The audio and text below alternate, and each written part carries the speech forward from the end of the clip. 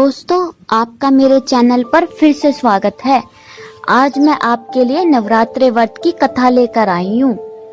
तो चलिए शुरू करते हैं। नवरात्रि व्रत कथा के अनुसार एक समय बृहस्पति जी ने ब्रह्मा जी के सामने चैत व अश्विनी मास के शुक्ल पक्ष में पड़ने वाले नवरात्रों का महत्व जानने की इच्छा जताई।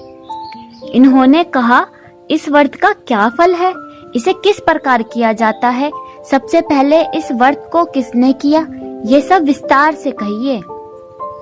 बृहस्पति जी के प्रश्नों का जवाब देते हुए ब्रह्मा जी ने कहा, हे बृहस्पति, प्राणियों के हित की इच्छा से तुमने बहुत अच्छा प्रश्न किया है।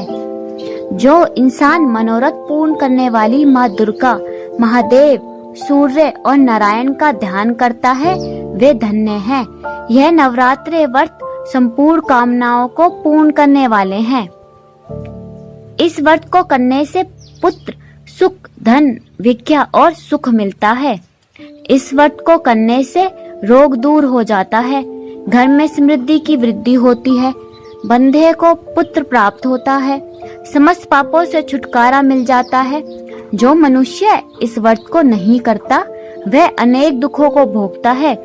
यदि व्रत करने वाला मनुष्य सारे दिन का उपवास ना कर सके तो एक समय भोजन करे और 10 दिन बांधवों सहित नवरात्रि व्रत की कथा का श्रवण करे। हे बृहस्पति, जिसने पहले इस महाव्रत को किया उसकी कथा मैं तुम्हें सुनाता हूँ, ध्यान से सुनना। ब्रह्मा जी बोले, प्राचीन काल में मनोहर नगर में पीठत नामक एक अनाथ ब्राह्मण रहता था। वह माँ दुर्गा का भक्त था। उसे संपूर्ण सद्गुणों से युक्त सुमति नाम की एक अत्यंत सुंदर कन्या उत्पन्न हुई थी। वह कन्या अपने पिता के घर में अपनी सहेलियों के साथ क्रीड़ा करती हुई इस प्रकार बढ़ने लगी जैसे शुक्ल पक्ष में चंद्रमा की कला बढ़ती है। उसका पिता प्रतिदिन जब दुर्गा की पूजा करके होम किया करता, वह उस समय नियम से वहां उपस्थित रहती। एक दिन सुमति भगवती के पूजन में उपस्थित नहीं हुई। उसे पिता को पुत्री की ऐसी असावधानी देखकर क्रोध आया और वह पुत्री से कहने लगा, अरे दुष्ट पुत्री, आज तूने भगवती का पूजन नहीं किया, इस कारण मैं किसी कुष्ठ रोगी या दरिद्र मनुष्य के साथ तेरा विवाह करूंगा। पिता की बात सुनकर सुमति को बड़ा दुख हुआ और पिता से कहने लगी, हे पिता, मैं आपकी कन्या हूँ तथा हर तरीके से आपके अधीन हूँ। जैसे आपकी इच्छा हो वैसे ही करो, चाहे राजा से, चाहे कुष्ठी से, चाहे दरिद्र से, जिसके साथ चाहो मेरा विवाह करो। होगा पर वही जो मेरे भाग्य में लिखा है, क्योंकि कर्म करना मनुष्य के अधीन है पर फल देना ईश्वर के अधीन है। कन्या के निर्भयता से कहे हुए वचन सुनकर ब्राह्मण ने क्रोध से अपनी कन्या का विवाह एक कुष्ठी के साथ कर दिया। अत्यंत क्रोधित हो पुत्री से कहने लगा, हे पुत्री, अपने कर्म का फल भोगो, देखे भाग्य के भरोसे रहकर क्या करती हो तुम। पिता के ऐसे कटु वचनों को सुनकर सुमति मन में विचार करने लगी, अहो मेरा बड़ा दुर्भाग्य है जिससे मुझे ऐसा पति मिला।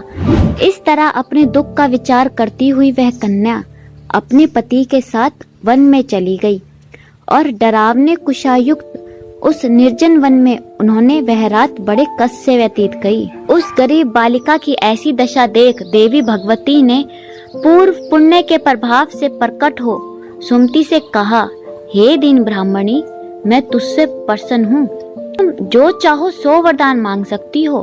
भगवती दुर्गा का यह वचन सुन ब्राह्मणी ने कहा, आप कौन है माता, वह सब मुझसे कहो। ब्राह्मणी का ऐसा वचन सुन देवी ने कहा कि मैं आदि शक्ति भगवती हूँ और मैं ही ब्रह्मा और सरस्वती हूँ। खुश होने पर प्राणियों का दुख दूर करने वाली और सुख प्रदान करने वाली हूँ।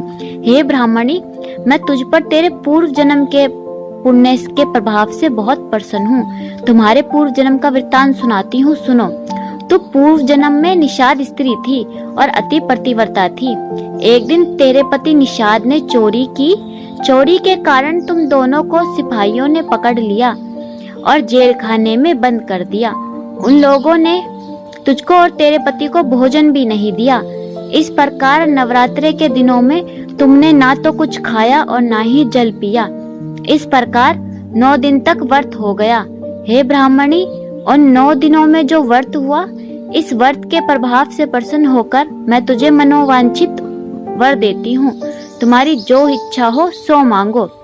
इस प्रकार दुर्गा के वचन सुन ब्राह्मणी बोली, अगर आप मुझ पर प्रसन्न हो तो हे दुर्गा, मैं आपको प्रणाम करती हूँ। कृपा करके मेरे पति का कोढ़ दूर करो। देवी ने कहा, उन दिनों जो तुमने व्रत किया था, उस व्रत का 1 दिन का पुण्य पति का कोढ़ दूर करने के लिए अर्पित करो। उस पुण्य के प्रभाव से तेरा पति ठीक हो जाएगा। इस प्रकार देवी के वचन सुन वह ब्राह्मणी प्रसन्न हुई और पति को निरोग करने की इच्छा से जब उसने ठीक है कहा, ऐसा वचन कहा, तब उसके पति का शरीर भगवती दुर्गा की कृपा से कुष्ठ रोग से रहित हो गया। वह ब्राह्मणी पति को देख देवी की स्तुति करने लगी। हे दुर्गा, आप दुर्गति को दूर करने वाली, तीनों लोगों का संताप हरने वाली, समस्त दुखों को दूर करने वाली, रोगी मनुष्य को निरोग करने वाली, प्रसन्न होने पर मनवांछित वस्तु देने वाली और दुष्टों का नाश करने वाली जगत की माता हो। हे अम्बे, मुझ निरपराध अबला को मेरे पति ने कुष्ठी मनुष्य के साथ विवाह कर घर से निकाल दिया। आपने मेरी इस विपत्ता से उद्धार किया है। हे देवी, मैं आपको प्रणाम करती हूँ, मेरी रक्षा करो। उस ब्राह्मणी की ऐसी स्तुति सुन देवी बहुत खुश हुई और ब्राह्मणी से कहा, हे ब्राह्मणी, तेरे उद्दाल्य नामक अति बुद्धिमान, धनवान, कीर्तिवान पुत्र शीघ्र उत्पन्न होगा। ऐसा वर देखकर देवी ने ब्राह्मणी से फिर कहा कि और जो कुछ तेरी इच्छा है वह मांग ले।